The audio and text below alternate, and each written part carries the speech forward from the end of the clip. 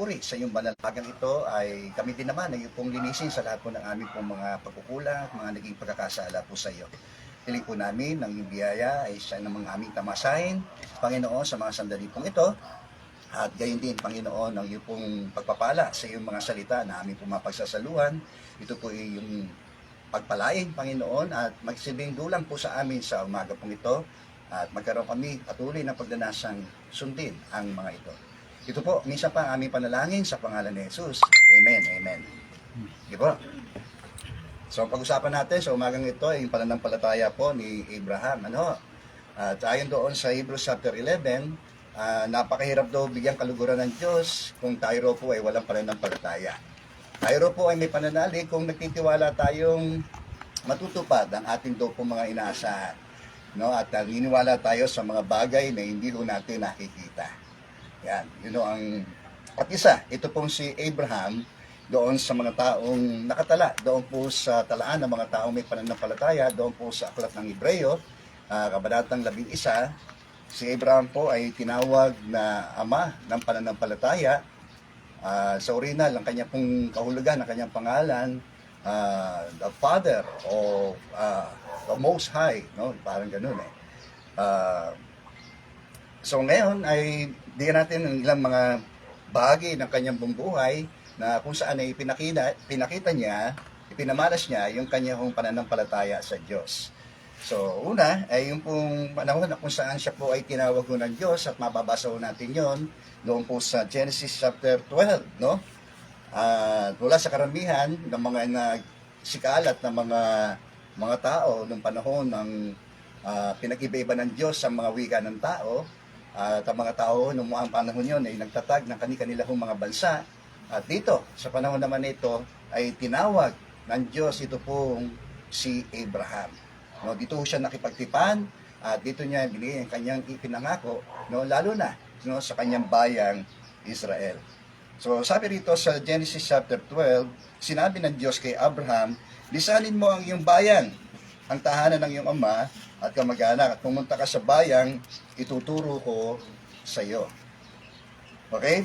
Ito ang pangako. Pararamin ko ang iyong mga anak at apo at gagawin kong isang malaking bansa. Pagpapalain kita at mababantog ang iyong pangalan at magiging pagpapala sa marami. Ang sa iyo magpala ay aking pagpapalain, ngunit ko kapag sinumpa ka, sila'y aking susumpain. At ang lahat ng bansa na parang napihong ako ay himukin na tulad mong pinagpala, sila'y pagpapalain din. Yan. Tingnan niyo po, kung paano rin pinagpala ibang mga bayan, ay kung paano nila tinatrato si Abraham at gayon din yung kanyang magiging lahi. So gayon din dito ang makita natin yung pag-akto ng kanyang pananampalataya dito po sa verse 4. Sumunod nga si Abraham sa utos ng Panginoon. Nilisan niya ang Haran noong siya ay 75 taon na. Isinama niya ang kanyang asawang si Sarah at si Lot na pamangkin niya. Dinilang niya lahat ang kanyang mga alipin at kayamanan at nagtungo sa Kanaan. So isang bagay na pinakita ni Abraham, yung pag-akto ng kanyang pananampalataya sa Diyos ay nung sundin ito, yung utos nito sa kanya na lisanin ang kanyang bayang sinilangan. At pumunta doon sa lugar na kung saan wala naman siya kaalam-alam doon sa lugar na yon. So yun sinasabi natin, ang pananampalataya ay pagtitiwala sa mga bagay na ating inaasahan. Niniwala tayo sa mga bagay na hindi natin nakikita. Pinakita ho ni Abraham ang kanyang pananampalataya sa Diyos nung ito'y kanyang sundin, ang utos nito na lisanin yung kanyang bayan. So, siyempre, napakahirap May mga bagay siyang isasakripisyo alang-alang sa pagsunod, alang-alang sa pananampalataya. Tulad nung yun na yung nakasanayan niya isipin natin na lumaki siya, tumanda siya, sa loob ng 75 taon na nandoon siya sa lugar na yon, sukat na lamang sa biglaang pagkakataon ay iiwan niya yung mga mahalagang bagay na kanyang nakasanayan at nakamulatan. Kumbaga sa yun po yung pinaka-comfort zone niya, So, gayon din, sa atin ito rin ang hamon ng pagsunod, na meron tayong isa sang alang-alang para sa ating pagsunod sa Diyos. So marahil nga sa pag-udyok din ng Diyos sa atin, iniwan natin ang ating mga tahanan na tayo po'y nagtungo sa lugar na ito. Isang bahagi po yan na tayo'y sumusunod doon sa udyok ng Diyos sa atin, na tayo'y tumungo sa lugar na ito para makapakinig ng kanyang mga salita. Hanapin ang kalooban ng Diyos para sa ating mga personal na buhay. Yan. At hindi naman ho kayo, hindi tayo malulugi. Kung ano mga bagay na ginawa ho natin para sa Diyos, ay hindi niya ho tayo pagkukulangin. Yan ang pangako niya kay Abraham, na kung siya isusunod noon, ay pagpapalain niya ang kanyang mga gagawin. Amen. Di ba? So, ganun din tayo. Di ba? Bawat, samantalahin natin ang bawat pagkakataon na tayo po'y makapaglingkod sa Diyos. Sabi nga ni Paul sa kanyang sulat doon sa mga taga-Korinto, magpakatatag tayo at huwag matitinag. Patuloy tayo maging masipag sa mga gawain ukol sa Panginoon, sapagkat alam natin, hindi nasasayang ang ating daw pong mga pagpapagal para sa Kanya. Ano po, mga kapatid? So, sa iba siguro, marahil ay kung tayo rin ay nasa dati nating buhay, at ganyan nga nating mga filosofiya, yung kalakaran ng mundo, iisipin din natin na yung ganitong uri ng mga gawain ay sayang. Yung oras natin, ginugugol natin dito, ay gugulin na lang natin para sa makamundo o makasanlibutan mga bagay lamang. Pero ganyan lang, salamat sa Diyos sapagkat ito ay palatandaan na yung Espiritu Santo na siyang nag-uudyok sa atin para ganapin at sundin kung ano man yung nilalayon ng Diyos sa atin ng mga buhay. Amen po. Yan. So dito na yung isang pag-akto ng ating pananampalataya sa Diyos. Diba? Umaasa tayo na meron tayong magandang hinaharap kapag tayo po ay sumusunod sa kanyang mga utos. Amen. At di naman mahirap sundin ang kanyang mga utos sapagkat napagtatagumpayan daw po natin ang sanlibutan sa pamamagitan din daw po ng ating pananampalataya. Purihin po ang Panginoon. Yun ang isang una, number one na sa mga yugto ng buhay ni Abraham, na kung paano niya pinakita yung kanyang pananampalataya sa Diyos, ay nung sumunod siya, nang siya'y utusan ng Diyos na lisanin yung kanyang bayan para doon sa lugar na kung saan ay tinilaga ng Diyos na maging kanya, at sa kanya magiging mga lahi. Pangalawa, na pinakita ni Abraham yung kanyang pananampalataya sa Diyos nung panahon nang sila po ay magkahiwalay ng kanyang pamangking si Lot, mababasa po natin yon sa Genesis chapter 13, kung saan ay nagkaroon na rin, nabuo yung isang matatag at maayos na relasyon, ugnayan niya dito sa kanyang pamangkin na ito na si Lot. Kaya din naman si Lot, Subalit dumating ng pagkakataon na kapwa sila na umunlad na, dahil dahil ng pangako ng Diyos na kahit saan man sila sila po ay pagpapalain nito. Kaya si Lot ay tila parang napasama doon sa ng pangako ng Diyos, dahil kasama niya si Abraham. Purihin po ang Panginoon. Kaya ganyan din, sumama tayo doon sa mga taong malapit sa Diyos, tiyak, tayo man, yung mga taong malapit sa Diyos na yan ay pagpapalain. At tulad din natin, kung sila po ay ating mga kasama, tiyak na tayo rin ay pagpapalain ng Diyos. Amin po ba ron? Amen. Ayan. O kasama natin, ito ay isang bahagi ng ating pagsasama na kung saan sinasabi rin ng Biblia, huwag nating kaligtaan yung mga pagtitipon sapagkat doon nakakasumpong po tayo ng encouragement, di po ba? Ng kalakasan ng ating pananampalataya, nananariwa sa atin. Yung pong ating pananampalataya, lalo na sa ating Panginoong Yesus, sa kanyang ginawa sa krus ng Kalbaryo, alang-alang, ang pag-aalay ng kanyang buhay, alang-alang po sa atin. Nare-reminis sa atin yun, kapag po tayo ay nasa mga ganitong uri ng mga gawain. So, ayun mangyayari ay dahil sa sila'y mag-amain, kinausap ni Abraham, isang sasabi po natin matalinong pag-akbang ni Abraham, na marahil nga ito'y sa pag-uudyok na rin ng Diyos sa kanya, nakausapin ito pong si Lot kasi nagtatalo na yung kanilang mga tauhan At kinausap ni Abraham ang kanyang pamangkin na ito, hindi tayo dapat mag-away kasi magkamag-anak tayo Kaya si Abraham ay tuturing na rin peacemaker, Siya ay gumagawa ng daan, gumagawa ng hakbang sa ipagkakasundo. Para maiwasan yung hidwaan pa sa kanilang mag-amain, minabuti ni Abraham na kausapin na lang si Lot, sa maayos na paraan. At nagkasundo naman sila, no? At isang pag-akto ng pananampalataya ni Abraham ay yung isilot ng kanyang binigyan laya na pumili ng isang lugar, siya ano, no? Ang kanyang pipiliin na siya ay doon sa lugar na yon pipisan kasama ng kanyang mga tauhan. Maghiwalay na kasi sila no? Pero ang kagandahan doon, sa paghiwalay na yon, naghiwalay sila ng maayos. Yun ang kagandahan Hindi naghiwalay na mayroong mga samaan ng loob. Kadalasan ganun ang nangyayari. No? Kaya naghiwalay kasi may sama ng loob. Umaalis dahil may sama ng loob doon sa taong kanyang pinag-alisan. Di ba? Ang kagandahan rin, ang magandang halimbawa rin na pinakita ni Abraham para maiwasan ang higit pang mas malalim na hidwaan, minabuti niyang kausapin ito. Okay? Marahil sa pag-udyok na rin ng Diyos sa kanya na ganun mo kanyang gawin, ay ginawa ho ni Abraham ang mabuting bagay na ito. Kaya naghiwalay ho sila ng maayos. Kaya lang, ang pinili ni Lot, no, ay ginamit niya yung kanyang physical na mata, no? At nung makita niya kasi yung kapatagan ng Jordan, sabi roon, nailuntian. Tapos, ang isip niya, hindi na magugutom yung kanyang mga kawan. No? May tubigan, yung daloy. Di ba? Kung tubig na yan, syempre, mahalaga rin yung kahit sa hayop. O kahit doon mismo sa kanila, na mga tao, mahalaga ho yung tubig. Okay? Naging sigurista siya.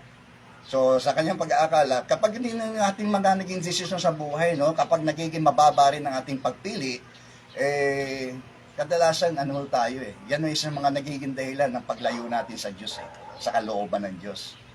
Kapag nagiging mababa ang ating pagpili. Yan, kapag nagpapalit natin yung mga temporal doon sa eternal, yung mga material doon sa spiritual. Yan. So, kaya sa bawat desisyon ng buhay natin, lagi natin kukonsidera kung yun ba ay kalooban ng Diyos, yun ba ay makapagbibigay ng karangalan sa Diyos, sa bawat ating gagawing hakbang bago ho tayo magdesisyon. Kaya lang, kapag pinairan natin yung ating laman, no, ay doon tayo, iniisip nating ang pagpapala, no, ay nagiging pagpapalo sa atin. Di ba? Pero nagiging pagpapalo sa atin. Bakit to? Kasi yung nangyari, naroroon siya sa masaganang lugar na yon. Talagang umunlad doon siya, si Lot. Pero dumating yung pagkakataon na sinako po siya ng ibang bayan, no? At kasama po si Lot doon sa mga nasako. No? Sinamsam nila yung lahat ng kayamanan ni Lot. No? Mababasa natin sa Genesis chapter 14, na kung saan ay si Abraham po, no, isang din ginamit ng Diyos para iligtas ito pong si Lot, no, sa pagkakakupkup sa kanya, no, at gayon din sa kanyang mga area. Nabawi ho yun dahil din ho kay Abraham. Okay? Ni-rescue siya ni Abraham. Amen, di ba? So, isang magandang no? Kaya, doon din isang lesson para sa atin, na kung ano ang tinanim mo, yun din ang aanihin mo. Di ba? Kung nagtanim tayo sa mga bagay sa mundong ito, bandang huli, wala rin tayong mapapala, no? Kahit yung mayamang hangal, no? Ang ganda yung kanyang plano. Sabi, wala nang pagsidlan yung aking mga ani. No? Iniisip niya, maganda siya no? Business-minded siya, no?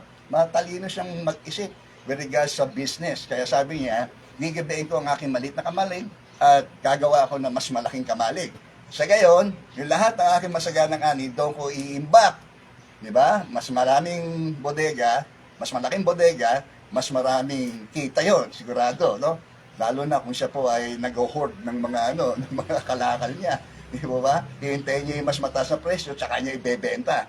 Ang galing din lamang sa pangangalakan, magaling ho siya. Kaya lang, hindi niya sinama ang Diyos sa kanyang mga plano, sa kanyang mga iniisip, binabalak sa buhay. Kaya ano nangyari? Hangal, sabi doon, no? Tinawag siya ng Diyos na hangal. At maganda ang iyong mga plano sa buhay para sa iyong hinaharap. Kaya lang, yung kanyang naging motto, kakain na lamang ako, iinom at magsasaya. Ayan ang gusto ng tao, di po ba? O, anong nangyari yun sa kanya? No, sabi ho ng Diyos sa kanya, hangal, sa gabing ito, babawiin ang iyong kaluluwa. Ay, kanino mapupunta ang lahat ng iyong mga tinipon? Wala nga naman. O, di ba? So, lahat ng ating mga pinagsikapan, pinagpawisan, no, para makamit ang mga bagay dito sa mundong ito, na later on ay ating iiwan. Amen po? Yan. So, kaya nga, hinimok ni Jesus, di po ba, huwag tayo mag-impok ng kayamanan dito sa lupa, sapagkat ito may mga nakapapasok na magnanakaw, sumisira ng tanga sa ating mga kayamanan. No, sikapin natin mag-impok ng kayamanan doon sa langit. Amen. Doon ay walang nakakapasok na magnanakaw at sisira ng ating pong mga kayamanang tinitipon po roon. Okay? So ito, isang bahagi no eh. Tinatawag natin spiritual investment po natin ito. No? Yung ginagawa ho natin ito ay hindi ho masasayang. Tiyak po yan. Ano ho? Kaya ito ang pagsikapan natin. Kasi ito ho yung maglalast. Di po ba? Ito yung magtatagal. Dahil ito ay may kinalaman doon sa ating pangwalang hanggan. No? Mawawala daw po ang langit at ang lupa, ngunit ang mga bagay na ginawa lamang daw po natin sa Diyos, ay yun daw po ang mananatili magpakailan pa man. Amen po. Yan. Kaya nga yung sinabi ni Pedro, tinanong niya si Jesus, di ba? Matapos niyang yung mayaman ni-reject si Jesus, di po ba? Panginoon, tingnan niyo po, iniwan namin ang lahat at kami sumunod sa inyo. Ano naman po ang para sa amin? No? Tinanong niya si Jesus Kaya ano sabi ni Jesus sa kanila? Walang taong nag-iwan ng kanyang tahanan, lupain, magulang, kapatid, anak, alang-alang sa akin at sa pag-aari ng Diyos, ang di tatanggap na makapupong higit sa buhay na ito, ibig sabihin sa lupa. Di ba? At sa buhay na walang hanggan. So, double portion, di po ba? Tayo, pagka nasigawain tayo, talagang nagkakaroon tayo ng serenity, di po ba? O peace, di ba?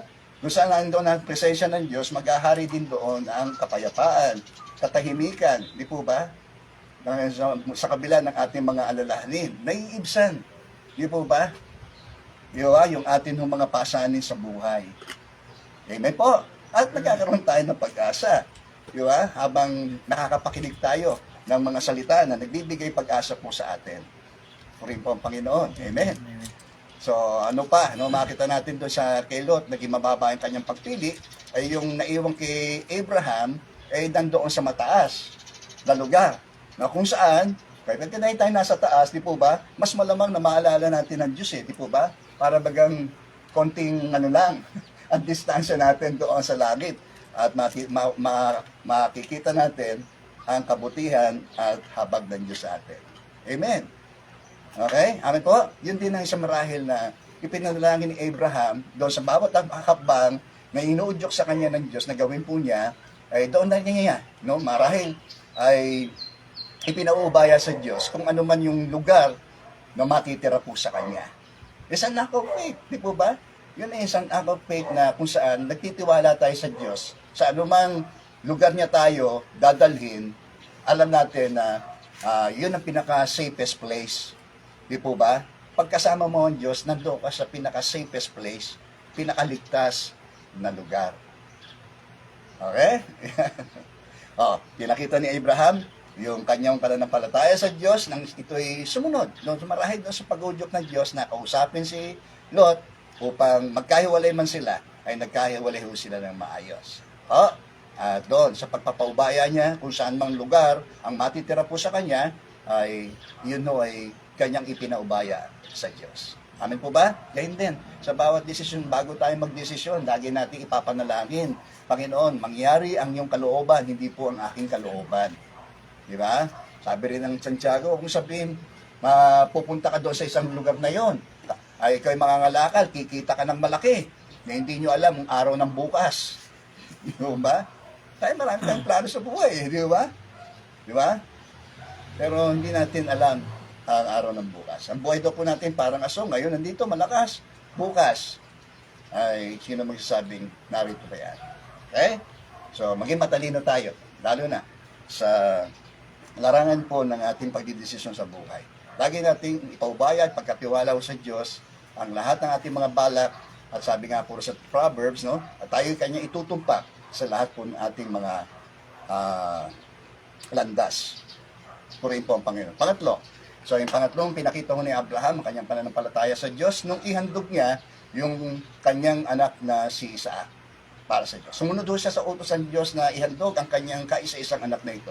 Bababasa po natin yon sa Genesis chapter 22, na kung saan ay inutusan ho ng Diyos si Abraham na ihandog ang kanyang anak na si Isaac. So, may mga typical principle na kung saan makikita rin natin na kung paano rin ang paghahandog na ito ni Abraham kay Isaac ay may kinalaman doon sa paghahandog ng Diyos sa kanyang bugtong na anak na si Jesus. Doon ay yung willingness na i-sacrifice ni Isaac yung kanyang buhay ay alang-alang doon sa kalooban ng Diyos, ay ginawa ko niya yun eh. Hindi naman ho siya pumalag eh, no? Nung siya po ay aalay na, at sa tangkalagang sasaksakin noon ni Abraham, si Isaac, para ihandog sa Diyos, okay? Alam natin, no, na in-spare ng Diyos yung bahagi na yon na kung saan ay talagang desidido si Abraham na sundin yung utos ng Diyos na yon na ihandog ang kanyang kaisa-isang anak na ito. Okay? Makahirap po nun. Amin po ba? Ikaw mismo ang kikita sa anak mo. Pero may mga gumagawa ho nun, may mga magulang na mismo ang siyang pumapatay sa kanilang mga anak. Meron po yun. So, bihira nga lang po yun, pero gayon pa man, meron pa rin yung gumagawa nun. Pero dito ay sa larangan po ng kanyang pagsunod at pagpapahayag ng kanyang pananampalataya sa Diyos, sinunod niya kung ano man yung pinag-uutos ng Diyos sa kanya. Kahit yung pinaka mahirap na gawin, no, yung ganung uri ng pag-aalay ay ginawa ko ni Abraham. At dahil po doon, in-spare ng Diyos nung mga pagkakataon na yon, ang kanyang buhay, sabi ng Diyos sa kanya, yamang hindi mo pinagkait, no, ang yung anak, no, ay pagpapalain kita, no? Doon ho talagang bumuhos yung lubos na pagpapala ho ng Diyos. Ay rin ipinangako po niya noong pamanguna sa kanya. Amen po? Yan. O tayo po, dapat ganun din tayo, no? Kahit na yung pinaka mahirap na ihandog sa Diyos. No, kung 'yon ang hinihingi ng ating pagsunod sa kanya, sana magawa rin natin. Ano? Amen. Okay? Ang mag-alay ho sa Diyos ay hindi ho sayang, no? Lagi ho nating pakatandaan niyo. Ang paghahandog ng anumang bagay para sa Diyos ay hindi ho masasayang. Yan man ay yung ating mong mga oras, yan man ay yung ating mong mga kakayanan, yung ginagawa ko natin pagsisikap para tayo po'y makapaglingkod sa Diyos, para sa kanyang kapurihan. Yan man ay yung ating mga tinatangkilik, yung ating mga pag-aari. Kalakip yan, no? Ng pagsasakripisyo, kung ito ang hinihingi ng pagsunod natin sa Diyos. Okay? Kaya nga sinabi ni Jesus, kung gusto mong sumunod sa akin, libutin mo ang ukol sa iyong sarili. Pasalin ang iyong krus at sumunod sa akin. Hindi maaaring akin maging tagasunod ang sino mang nagmamahal sa kanyang ina, kapatid, asawa, magulang, anak, nang higit kaysa sa akin.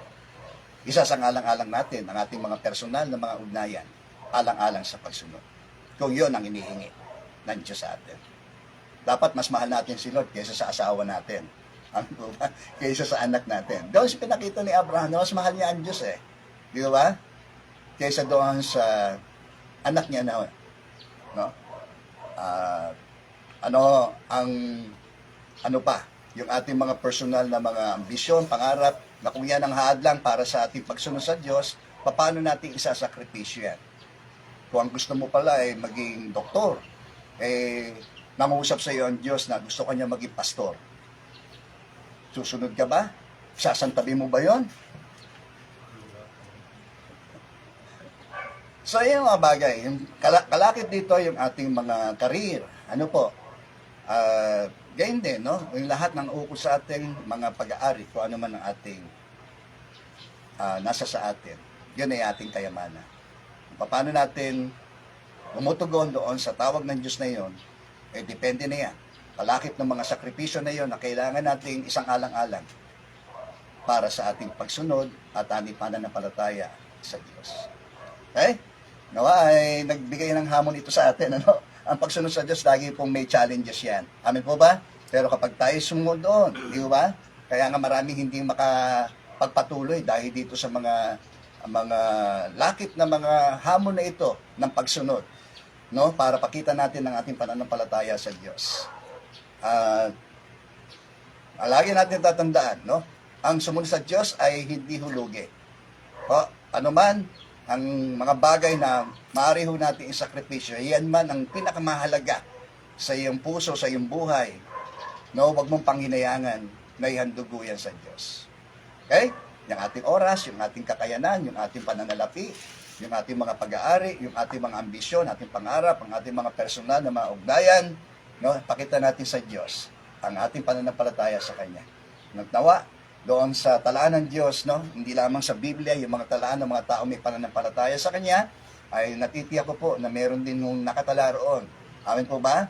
At pagharap po natin sa Kanya, ay doon ho tayong oras at sandali ng ating pagsusulit, ay tiyak, no, na tayo ay tatanggap ng mga eternal, amin po ba?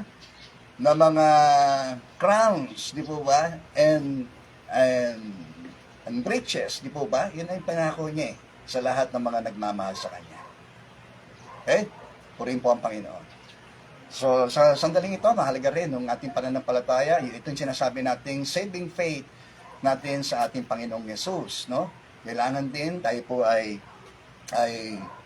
magdesisyon, no? Na tanggapin yung inihandog ng Diyos, no, sa ating mga makasalanan. Yun ay walang iba kundi ang ating Panginoong Yesus. Si Jesus ay nag-alay ng kanyang buhay alang-alang ho sa ating mga makasalanan. Ngayon, ito ang pangako ng Diyos na sino man sa Kanya ay mananalig ay tayo po ay pagkakalooban ng pagpapawalang sala ng Diyos sa atin.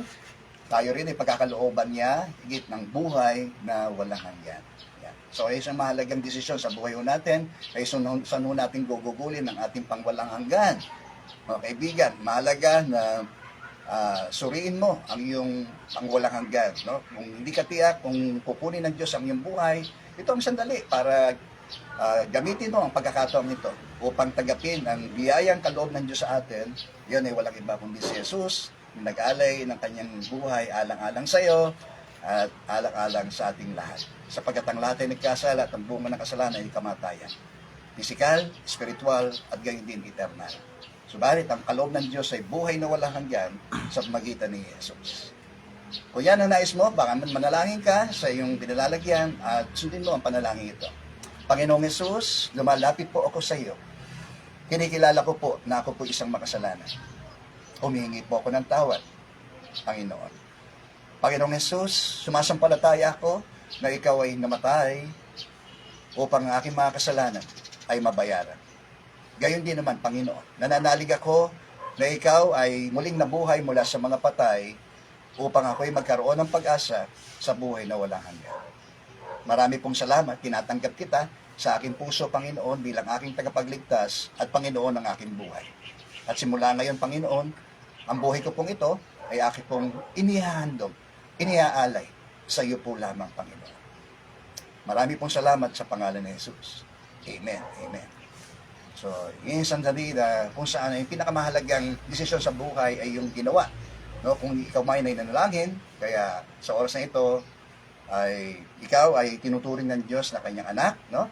At yung karapatan na iyon ay gamitin natin para siya ay ating bigyang kaluguran sa iyong buhay. Tayo po'y manalangin.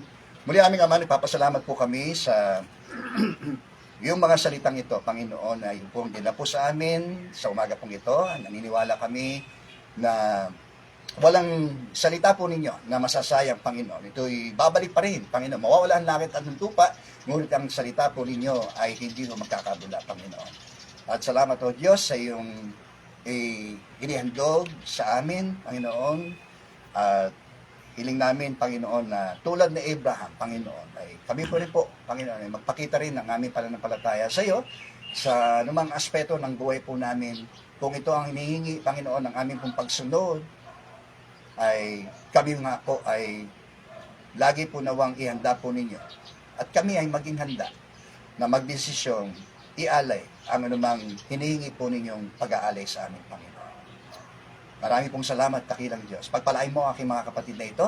Patuloy nga sa iyong biyaya, Panginoon, sila makapagpatuloy sa gitna ng aming mga kanya-kanyang mga personal na mga struggle sa buhay. Panginoon, ay kami po ay akayin po ninyo tungo sa iyong landas, Panginoon, tungo roon sa makipot na pintuan na iyon, Panginoon, na yung ipinararaan sa aming Panginoon. Sapagkat alam namin, ang dulo noon, gaya ng iyong sinabi, ay buhay, Panginoon. Muli, aming Ama, pinagkakatiwala po namin sa iyo ang aming mga pangangailangan at kayo po ang mag-extend ng iyong tulong habag, Panginoon, sa bawat isa po sa aming Panginoon. At ang mayamang papuri, karangalan, kaluwalhatian ay aming pong ibinabalik sa iyo sa ngalan po ni Jesus na aming Panginoon at aming pong tagapagligtas. Amen, amen. Amen, amen. Okay, thank you po. So, ikot muna natin. Okay. Ayan, yung mga gwapo. Ayan. Oh. Ayan, mga roses among the thorns. Ayan. Sama ka sa mga gwapo. Ayan. Okay, o, syempre. Kasama ako dun. Wala ko, hindi.